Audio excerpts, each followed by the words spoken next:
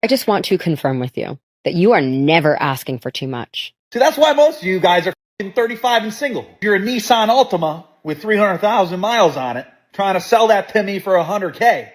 It's like I go check the Kelly Blue Book, and the valuations are very disconnected here. I need y'all to lock in. Hey guys, welcome back.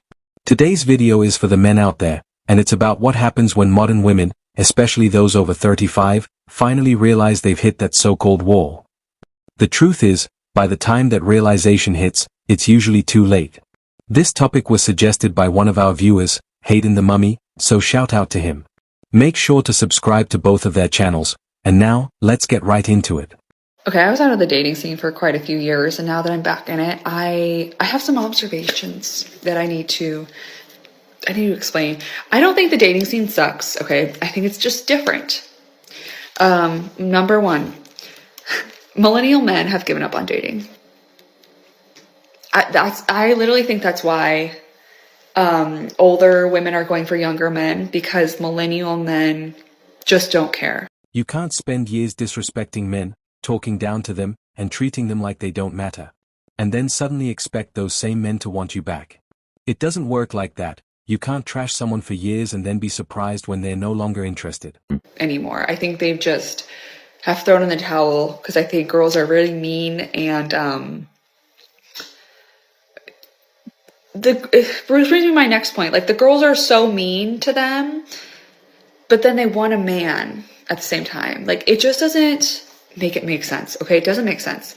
It actually makes sense when you think about it. A lot of modern women are walking contradictions. They say they want a good man, but then act in ways that push good men away. Some even think the way to attract a man is to double down on the same annoying behavior that turned men off in the first place.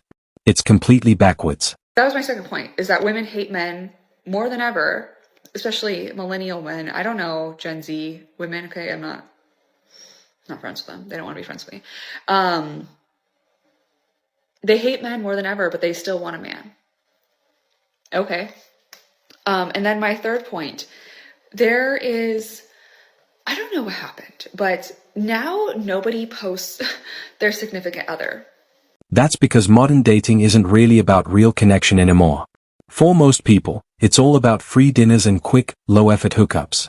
And the only way they keep that going is by pretending, lying on social media, and hiding who they really are.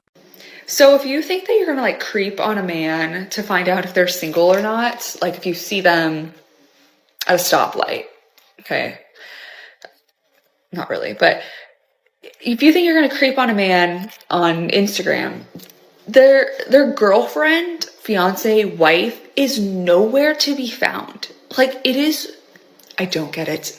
When did it become so uncool or like weird to not post your significant other? The kind of men these women usually chase already know how the game works. They've seen all the tricks modern women pull, and they know exactly how to avoid getting caught up in them. That's why, if those men do end up in a relationship, they'll keep it private. No posts, no drama, no attention.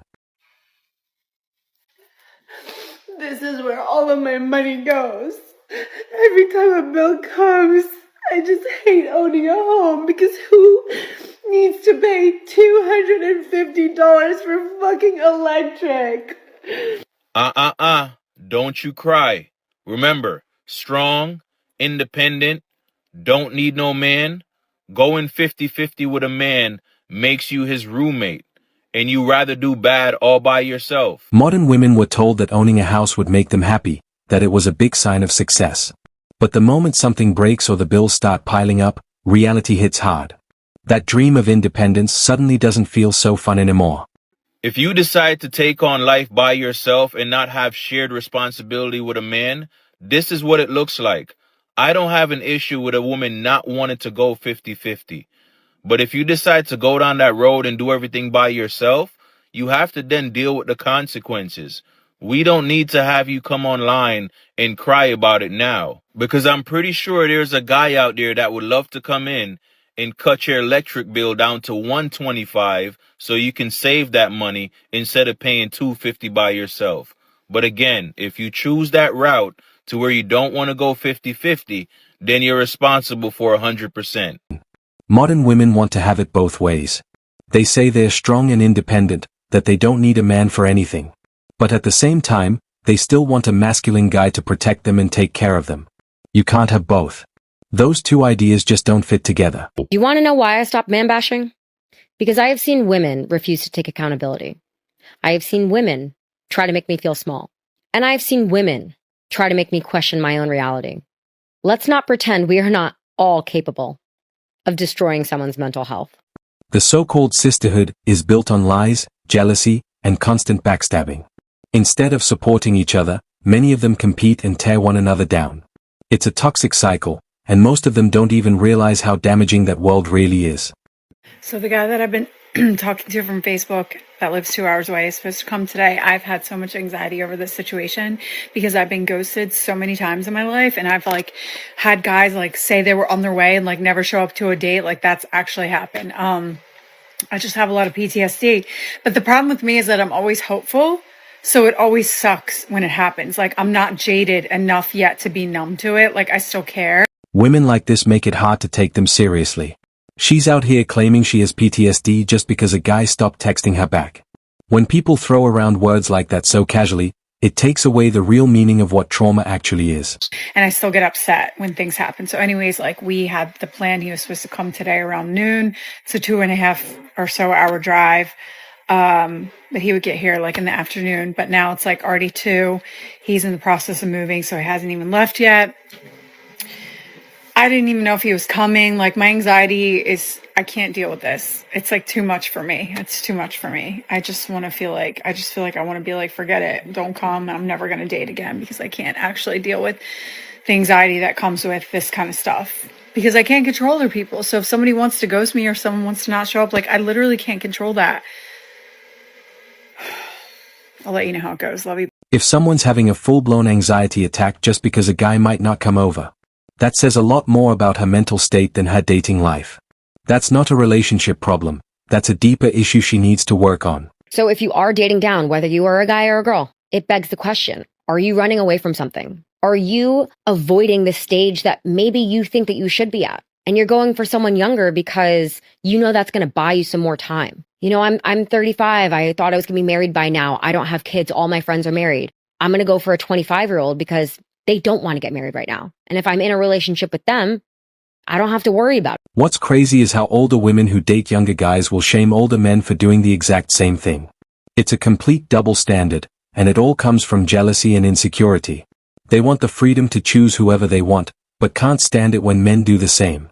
Is that why? Because if so, I would suggest against it. You got to figure your shit out first. I always say this.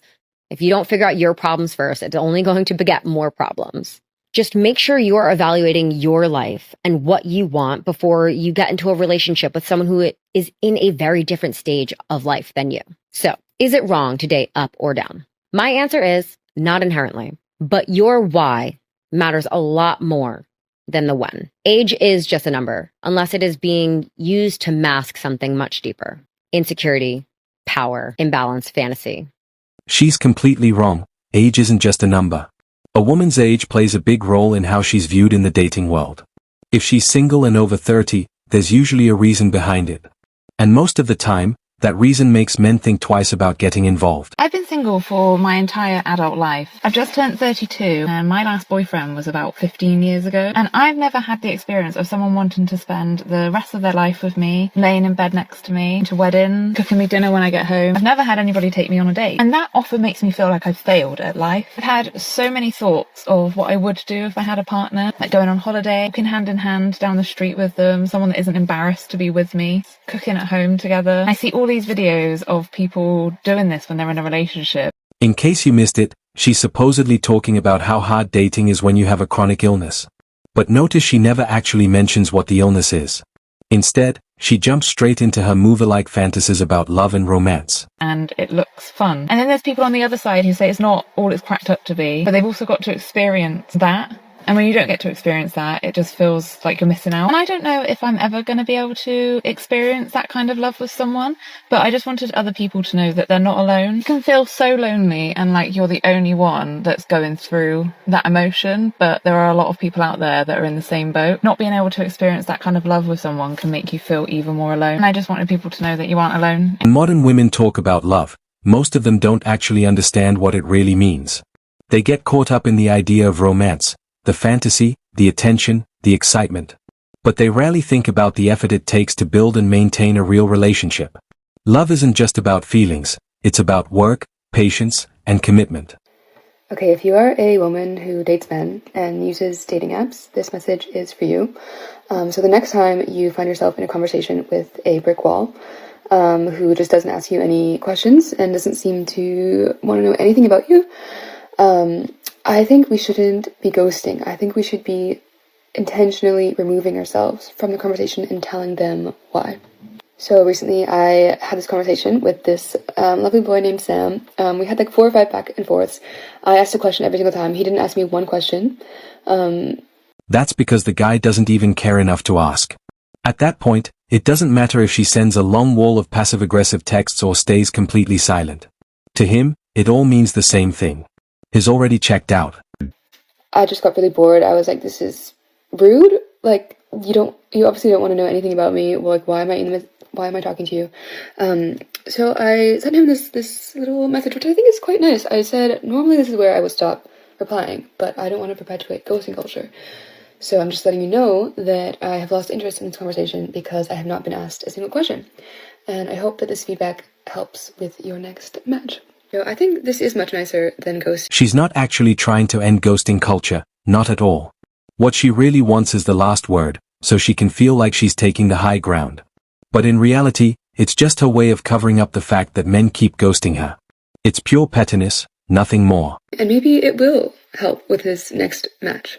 If no one has told him before that he's a shit conversationalist, maybe he doesn't know. And I know it's not women's job to teach men how to converse, but maybe if we all just start being a bit more direct and honest about our experiences in our dating app conversations, maybe men will get the hint. I don't know. What do you think? You can already tell the kind of woman she is when she says men need to be taught how to talk to women. That's just not true. Men already know how to have a real conversation. They just need to be talking to someone who's actually worth their time.